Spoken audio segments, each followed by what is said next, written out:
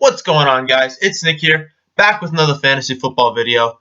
Today, we're going to be talking about the top 5 biggest mistakes that you need to avoid when you're going into your fantasy football draft. Let's start with the video at number 1. It's not being prepared. And I have talked about this in other videos, but it's just the biggest thing that everyone screws up. I walk into a draft, in-person drafts, obviously not online, and you sit there and you're like, oh, how many mock drafts have you done? And people, oh, 1 or 2. Don't be that guy. You can't be sitting in the draft expecting great things to happen, be like, oh, my team's going to be fantastic, if you haven't even done a mock draft. It's literally the easiest thing in the world. FantasyPros.com, you can do a mock draft in 2 minutes. You tell me you don't have 2 minutes before your draft. It's currently late June. I don't know when you're watching this video. But you can head over right now. You can watch this video. I don't know how long it's going to be. And probably, I think there's a limit to 3 per day there. But you can literally, during this video, do 3 mock drafts at different positions. That is the biggest thing that people just screw up. They don't do mock drafts. Number 2 in this column, not being prepared, is people don't make positional by positional rankings. And this one's screwed up a lot also.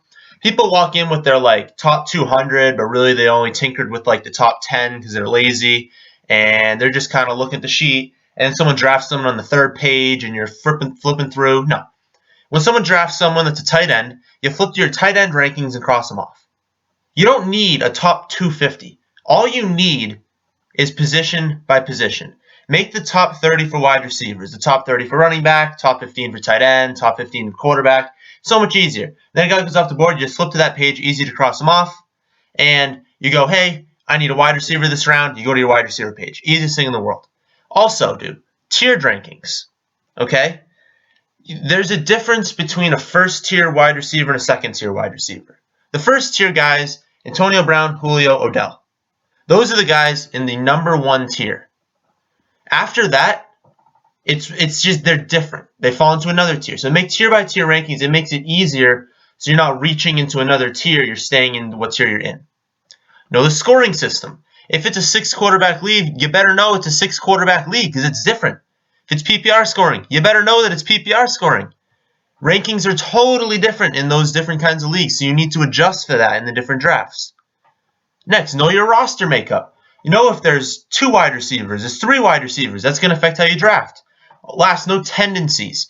I know that when I walk into my draft, the league that I'm in every single year, the keeper league, people wait on quarterbacks. So I know maybe I can get Drew Brees in the 8th round. But if you walk in, you know everyone takes quarterbacks early. You need to know that so that you're not the guy that takes Rodgers in the 2nd when no one was going to take him till the 5th.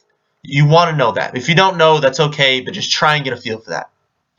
Next, don't buy in to the headlines and stats. Now, Matthew Berry talked about this in his the 100 Facts. Love that column. You guys need to check it out. Matthew Berry, 100 Facts for the season. He'll do the draft day manifesto soon if it's not already out.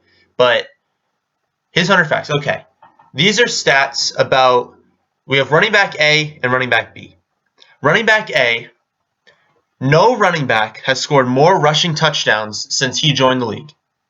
Also, since he joined the league, only 5 active running backs have more fantasy points. He's durable since he's never, ever missed a game.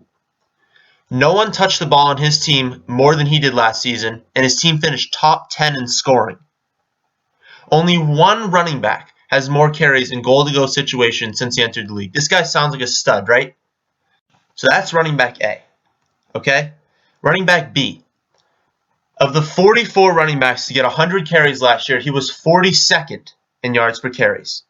That's 3.56 is what he got. So out of 44, he was 42nd. 48 different running backs ran more routes than he did. 8 times last season, he started and finished the game and got 6 or fewer fantasy points. 8 times last season, he started and finished the game and got 6 or fewer. Not so good. 5 times last season, he had at least 9 touches and finished with 2 or fewer fantasy points. Also, no running back has lost more fumbles over the past 2 seasons than this player. Running back B sounds terrible. They're the same guy. They're both Jeremy Hill. So no matter what stats people are throwing out at you, you're like, wow, that guy sounds amazing. They're stats. Everything can be manipulated, you can make a guy sound fantastic that really is just awful. Third, people mess up not comparing average draft position to their rankings. You've got to do this.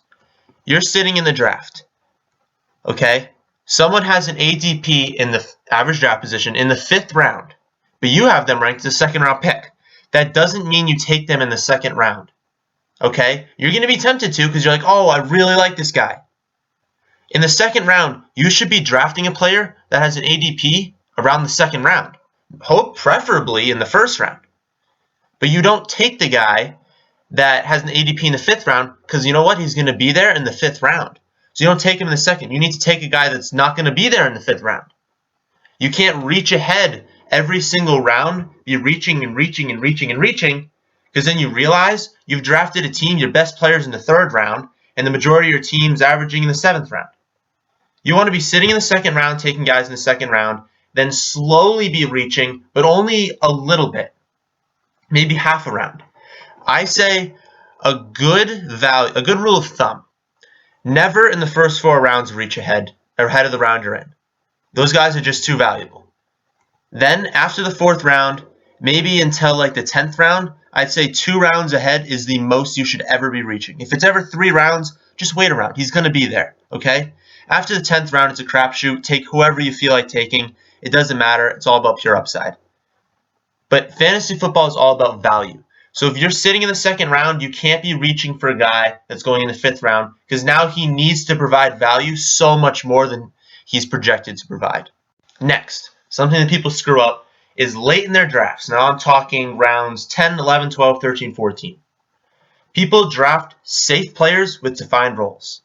That is the biggest mistake you can make. Late in your draft, you should never, ever be spending a pick on a guy that's probably going to get 805 touchdowns. It's just stupid. As your 5th receiver, he should not be getting 5 for 50 every week. Now, I guess in PPR, okay, that's 10 points. But in a standard league, a guy that gets 5 for 50 every week should not be your 10th round pick. A guy that is behind an elite number 1 who never gets hurt, he's maybe the number 3 on a team, you don't take those guys. You take guys that have huge upside, the potential to break out and have a monster year. Because you know what? The more lottery picks you get, the better your odds of winning. But some guys aren't lottery picks. There's $1 scratch ticket where the max prize is $2, okay? Let's think about this. Right now, Stefon Diggs has an ADP of 95. Stefon Diggs has no elite upside. There is a 0% chance Stefon Diggs ends up as a number 1. Now I'm talking a top 10 guy. 0% chance, okay? But he's going 95. A good projection for Diggs is like 806 touchdowns, okay? That offense doesn't throw the ball. I mean, what did he have last year? I mean, I'm pretty sure Bridgewater had like 15 passing touchdowns last year. Now, great, if they all go to Diggs, ooh, we had a good year. But they're not going to, okay? That offense is capped. His position is capped. You don't take Stefon Diggs super late. Marcus Wheaton is going at an ADP 15 spots behind him. Okay, Marcus Wheaton is right now the number 2 on an offense that passes a ton, that has an elite 1 who's going to draw like quadruple teams. So he has a lot of upside, but he's going 15 spots behind a guy who has no upside. So when you're sitting there in your late rounds, you need to think about who these players are. Michael Crabtree's ADP right now is 77. He is a guy who, if he has a great year, may get 1,000 and like 7 or 8 touchdowns. If he has a great year. A good projection for him is, 8 or 900, 8 touchdowns. It's capped. He is the number 2. Amari Cooper is the number 1. Okay? I know they throw the ball a lot, but there is a cap. Crabtree also has a 0% chance of being a number 1. Marvin Jones you look at, going 15 to 20 spots behind Crabtree. Okay? He's the number 2, but he's going to run a lot of number 1 routes. There's a new offense for the Lions that they're learning. Completely 100% new. Nothing is the same. So does that favor a guy who's been there or a guy who just came in this year? It doesn't favor either of them. So Jones has just the same amount of chance that Golden Tate does to be number one, and probably more, because Tate's not a number one. He's a slot guy. So yes, Tate's probably going to catch like 100 balls, but Marvin Jones is going to get those deep throws. He's going to get those number one routes. So he has a lot of upside. But going 15 to 20 spots behind a guy who has no upside is stupid. I just don't understand why you would take a guy with no upside there.